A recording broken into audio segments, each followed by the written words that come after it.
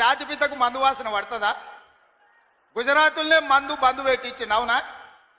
ఆ జాతిపిత గాంధీ ఆశ్రమాలలో ఉన్నాడు, నిరాడంబరంగా ఉన్నాడు. మరి ఈ జాతిపిత వాసన లేకుండా నిద్ర లేస్తాడా? ఆ జాతిపిత ఎక్కడా? ఈ జాతిపిత ఎక్కడా?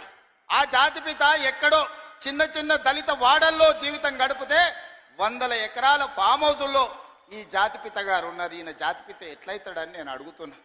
అసలు పోల్చుకోవడానికన్నా పొంతన ఉండాలి కదా. పులిని చూసి నక్క వాతలు పెట్టుకుంటే వాతలతోని నక్క పులి అయిపోతుందా? జాతిపిత అంటే ఎవరు? కొండా లక్ష్మణ్ బాబూజీ జాతిపిత. జాతిపిత అంటే ఎవరు? ప్రొఫెసర్ జయశంకర్ జాతిపిత.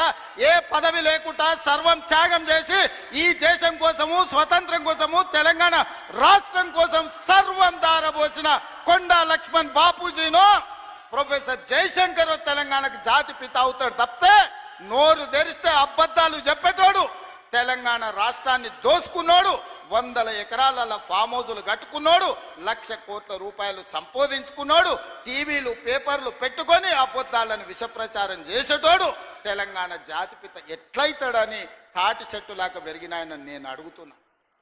ఇవాళ నేను ఇక్కడున్న యువకుల్ని కూడా అడుగుతున్నా, ఎవడయా జాతిపిత తెలంగాణకు? తాగుబోతాడు. ప్రపంచంలో ఏ మూల ఏ క్షణం ఏం జరుగుతుందో వేగంగా తెలుసుకోవడానికి తొలి వెలుగు వాట్సాప్ ఛానల్ని ఫాలో చేయండి.